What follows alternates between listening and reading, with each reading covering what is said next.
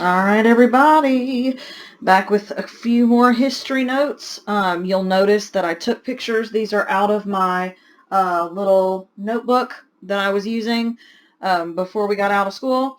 So I'm going to see if maybe this will help keep me on target a little better, and it'll be easier to read than my handwriting, that's for sure.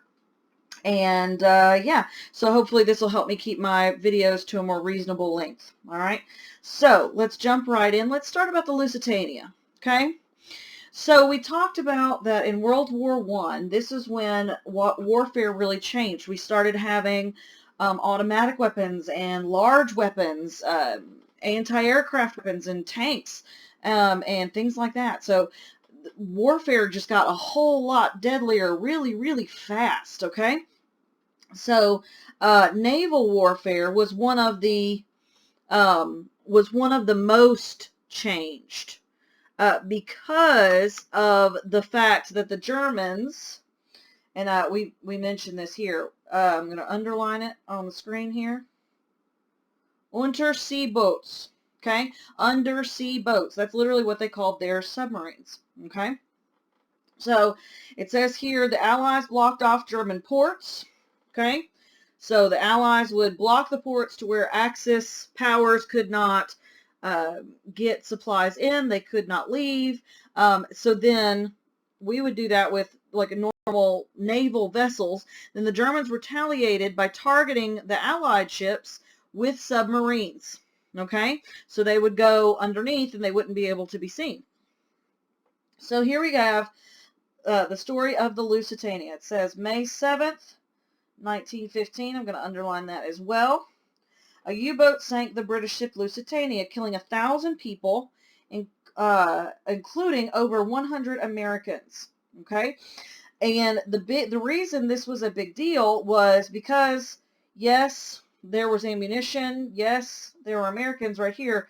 But the Lusitania was a passenger ship. I'm underlining that as well. Okay, so here we have civilian deaths. We have people who are not part of the war being dragged into this, and it seemed inhumane, is what this says. And I totally agree. They should absolutely not have involved civilians, but unfortunately, sometimes that's part of war. All right. So at this point, we've lost over 100 Americans, but President Wilson still wanted to remain neutral. Okay, so here we have the Sussex Pledge. Okay, that was another ship taken out by the U-boats, and so that was a promise. Do I have a? I don't think I do. Sorry, I was looking for a highlighter. They had here that the Sussex Pledge was a promise not to target ships that did not carry weapons. Okay, so if at any point they went to engage a ship but realized that it was unarmed and therefore possibly a civilian vessel, per the Sussex Pledge, the Germans were supposed to back off. Okay, and I would imagine that that would have gone for both sides. They said, look, we're not attacking your unarmed ships. You should not attack ours. Okay, so this is in President Wilson's first presidency. Okay, all of this is happening. So right here, when he was reelected in 1916, we're in 1916 now, his slogan, what he actually ran under, was, "He kept us out of war," right?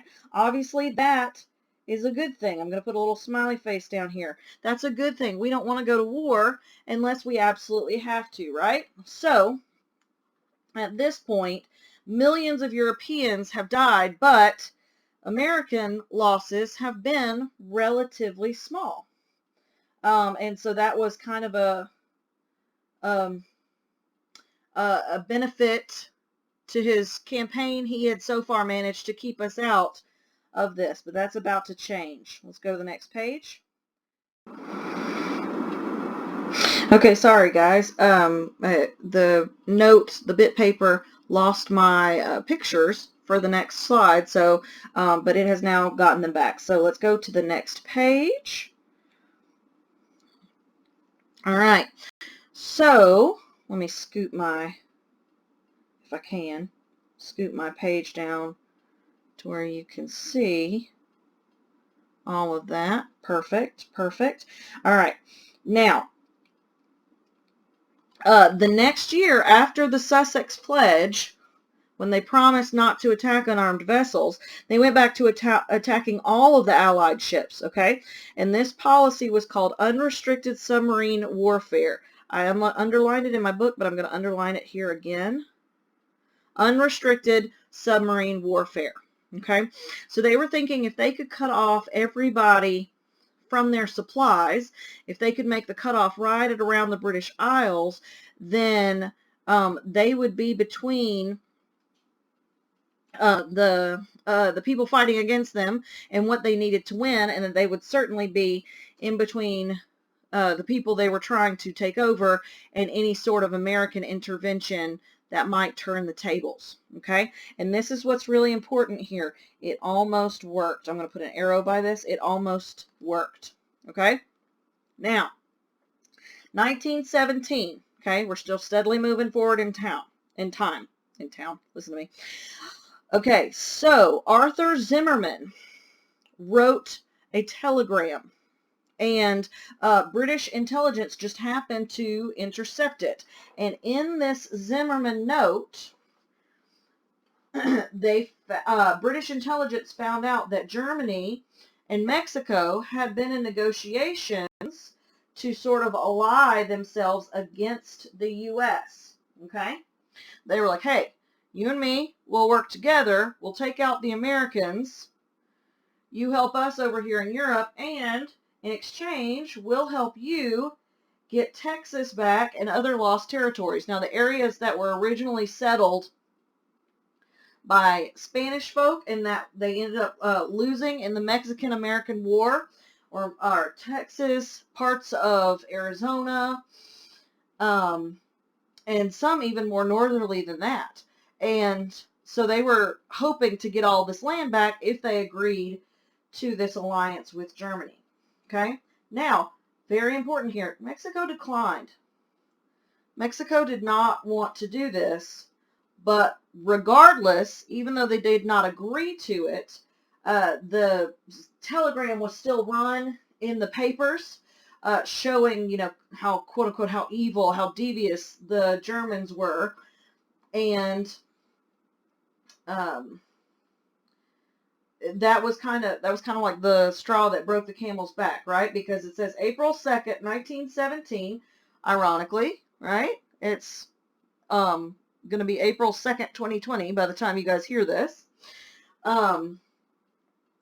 Wilson asked Congress to declare war. And it took them 3 days, but they entered the Great War. Again, I'm going to underline that again. Because we didn't know it was going to be World War I. We were hoping it would be it. But unfortunately, there was a second one. So we, yeah. So we at that time, we just called it the Great War. Okay. So now we have decided to enter into this conflict between, and to join on the side of the Allies against the Axis powers. Now, how can we help? What's the main thing at this point that we can do to help? Well, we introduced the convoy system, meaning here you can see it in this green box, it means like a group traveling together. Okay, so we didn't just send a supply ship or something like that. No. We sent a group because there's safety in numbers, right? Even if somebody attacks, maybe one of the ships can get away, or maybe there will be enough of them to fight the attackers off, right? So we introduced this system, sending cargo ships across the Atlantic accompanied by warships. So they were sent under like armed guard is, I guess, how we would say it. And that made sure to increase the chances of the supplies actually getting to where they were supposed to go, which obviously was a huge difference between what was happening before. All right, so the American Expeditionary Forces, okay?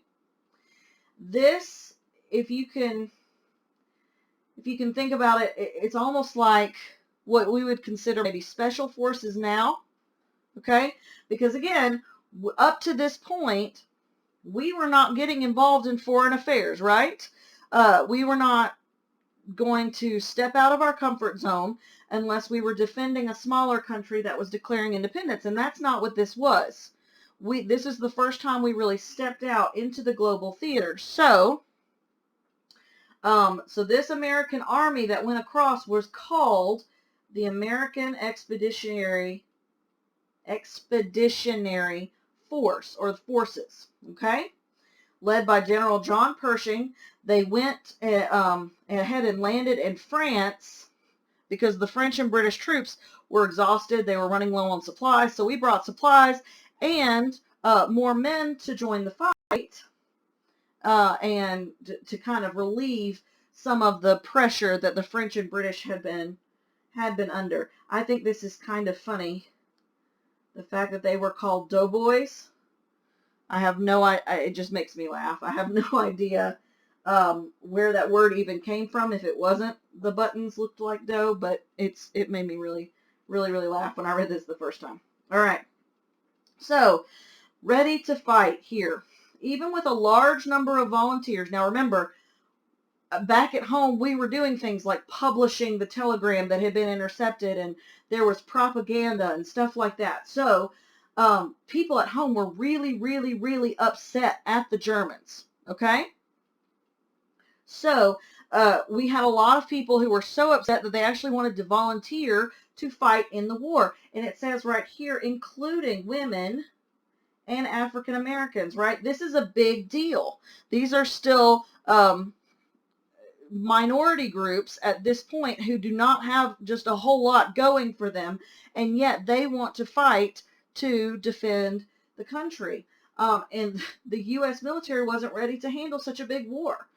They didn't have enough people to begin with. They couldn't handle the influx of people wanting to volunteer. They needed a new system, okay?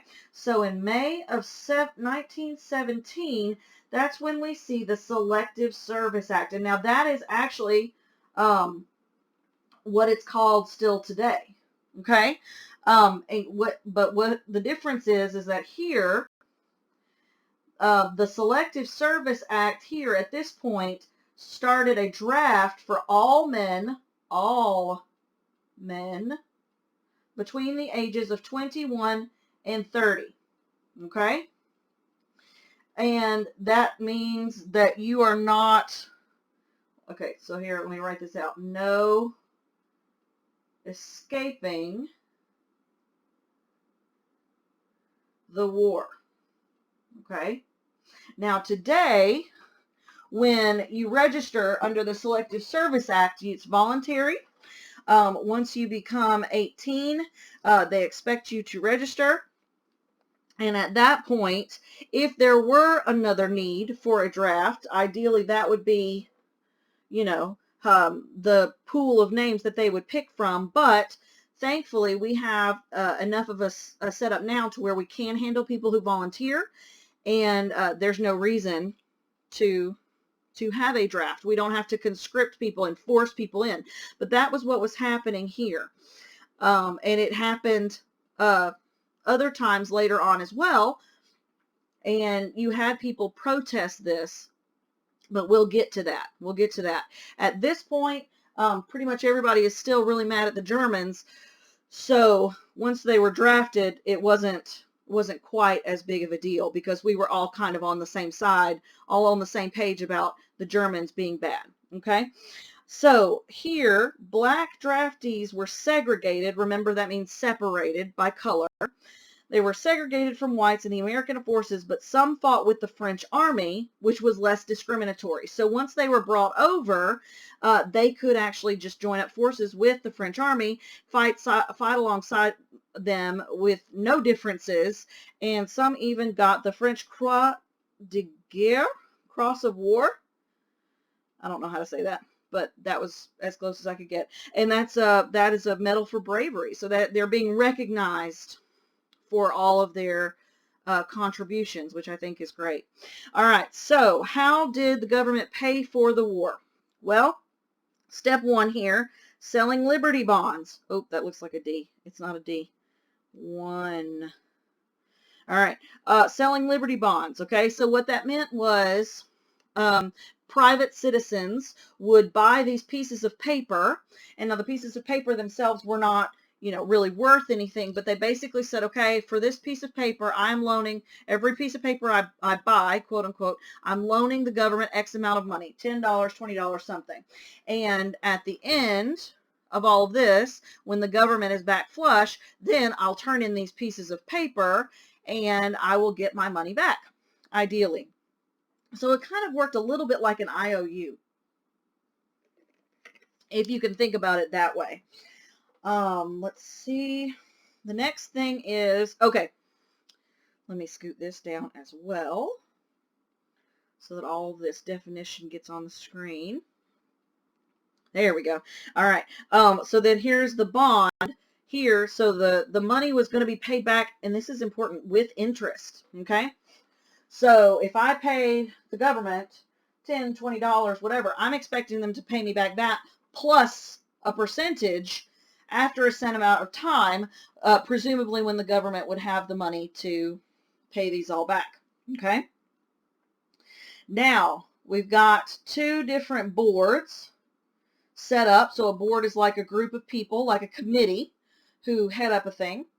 And so we've got the War Industry Board to manage distribution and production of supplies, and National War Labor Board to settle conflicts with unions without strikes. Okay, so here, this one, labor means that it's fighting for the workers. Okay, and then War Industry Board here, this one is really just working for the supplies, making sure that the people who need supplies are getting them, making sure enough things are being made, making sure that everything is going where it's supposed to go. Okay, urging people to save resources and food. Okay, so there's two more administrations right here. One, oh, this is a little sad little squiggle. Okay, little star. There we go. And then little star right there. So we're saving resources and food, meaning that this is where rationing came from. I don't know if you've ever heard that word, ration. People were only allowed to buy certain amounts of things, and that was so that we could make sure that we had enough food to go around as we worked through this war, and that we had enough supplies that we could also send food and things to our troops, and also to the French and British and other people in the Allied powers who are relying on our support. Also, encouraging citizens to plant victory gardens so that a higher percentage of the food from larger farms could go to soldiers. Okay? So what we're saying is victory gardens here, that's like a backyard garden. Okay? And that's kind of common nowadays. It's even popular. Some people really like backyard gardening. Well, they'll actually grow vegetables and stuff, not in a full farm way, but just, in their yard. At this point, when this was started, they were called victory gardens because they were intended to help spur us on to victory. They were intended to help us by leaving the food from the farms to go towards the soldiers. This was a way that just, any old person could support the war effort just by growing some of their food at home. Okay, because let's look at this last one right here. The U.S. had to work hard to produce enough supplies for its own army and its allies. Okay, because again, it's not just our soldiers now that we've involved. We've also promised to help the rest of the Allied powers. Okay, so the whole country is trying to pull together so that they can, support the promises we've made. All right. So let's talk about what was happening on, scoot this down a little bit. Let's talk about what's happening on the home front, okay? And when I say the home front, I'm talking about basically what's happening um, in the U.S. as this war is going on in Europe, okay? So here's one right here, a labor shortage, okay? Well, mostly we're sending off all of our young able-bodied men, right? And those were the people predominantly making up the workforce. So now we're able to offer jobs, or as some people saw it, having to offer jobs to women, to immigrants, and to African Americans, okay? So, yeah, some people were kind of upset about that. They were like, what? You know, we don't want to offer jobs to these sorts of people, but these were the people that we had available. So they had to kind of get with the program. Like if they wanted to have labor in the factories, they were just going to have to, you know, choose people from these smaller groups. All right, public opinion number 2. The Committee on Public Information created propaganda about German atrocities to keep people riled up. Okay, so this is when we talk today about fake news. This would have been the Bureau, the Committee of Fake News. Okay, they wanted to make sure that everybody was on the same page about this war, but it worked so well that it actually encouraged anti-German American discrimination. Okay, so it wasn't just that we were mad at the Germans in Europe who were doing the bad things. Now we're mad at the people down the street who are German or have German heritage. They must be evil too. Okay, so it worked too well at this point. All right, also, number 3, limiting criticism. President Wilson signed into law the Espionage Act and the Sedition Act and made it specific penalties for spies, and it was illegal to express negative thoughts about the government. Okay, so espionage here, spying. All right, espionage just refers to the act of spying. So in this instance, we would be accusing people of spying to collect information for the Axis powers, for the Germans. And then Sedition Act, it makes it illegal to express negative thoughts about the government. So they couldn't say, you know, I just don't agree with what President Wilson is doing up there in Washington right now, or whatever, you know, sort of negative thing that they might have had, or whatever sort of criticism. People were not allowed to freely speak their mind about that. So many pacifists and socialists were jailed. Okay? They were put in jail just for having a difference of opinion, or for voicing that difference of opinion. Okay? And as a matter of fact, look right here, 1919 Supreme Court case of Schenck, I bet that's Schenck, versus United States. The court ruled that limitations on free speech were valid in a time of war.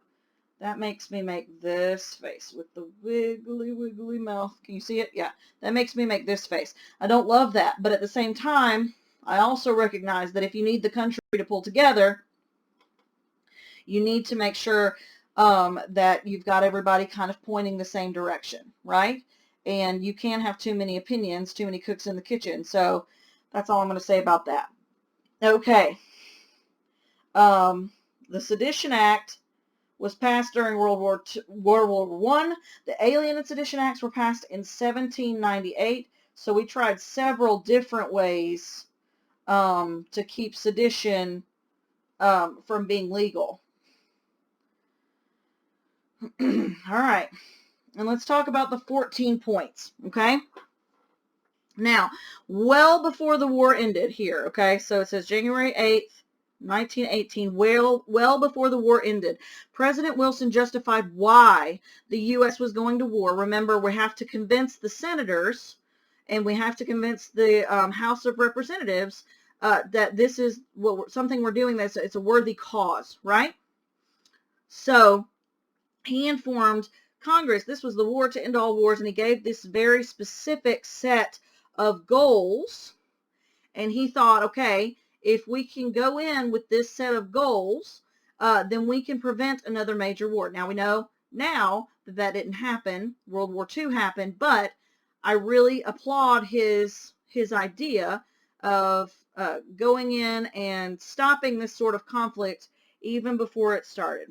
Okay, so let's talk about these 14 things real quick like. Number 1, no secret treaties or alliances. That makes sense. That was what Germany was trying to do with Mexico. Was trying to make an underhanded sort of deal. So obviously, if you can't be upfront and honest about things, it's going to strain relations with other countries, right? Number 2, freedom of navigation on the seas. Maybe, that could be better said as, okay, so don't just lurk around in submarines and take us out anytime, you feel such an urge. We needed to kind of have some, some sort of parameters there. Number 3, equality of trade.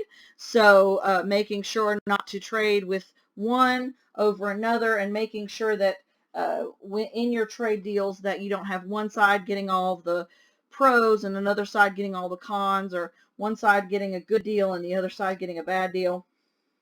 Number 4, smaller militaries. That'll make sense, that if we could make smaller militaries, then we would have less of a threat between us and the other countries. Number 5, an adjustment of colonial claims. And then also here, 6, 7, 8, and 9, the evacuation and restoration of Russian territory, 7, of Belgian territory, 8, of French territory, and 9, a readjustment of Italian borders. Okay, so all of these right here in the middle, these are referring to, like we saw on the maps before, these are referring to where these people settled originally, where their ancestors and their heritage came from, and could we just kind of sort that back out, except for and not have them all be mixed up hodgepodge together. Okay. Autonomy for the people of the former Austro-Hungarian Empire. Autonomy is up here in this little green box. Self-government. Okay. Let them be their own country. Again, we are still fighting for the little guy. We do want to encourage independence and not this sort of dictatorship, or where people just come in and take over. We do want to encourage countries to stand on their own 2 feet. So this is how we're going to step in and do it this particular time. Okay. The evacuation and restoration of the Balkan Peninsula. And so that means Romania, Serbia, and Montenegro. Okay, so again, we're just trying to sort everybody out. We're just trying to give everybody their own space. Autonomy for the Ottoman territory. The establishment of an independent Poland, and a League of Nations. This is the big one right here. League of Nations, an organization of countries working together to resolve disputes. Okay, we wanted to make sure that we were not the only ones sitting at the table. We wanted everybody to feel like they had a voice, again, trying to encourage that independence. All right, well, that is it for this video. If you need to watch it again, please do. There will be one more part before we finish this chapter, and then I will have a Google form with some questions for you, okay? So stay tuned and listen for these to drop, okay? All right. Have a good day.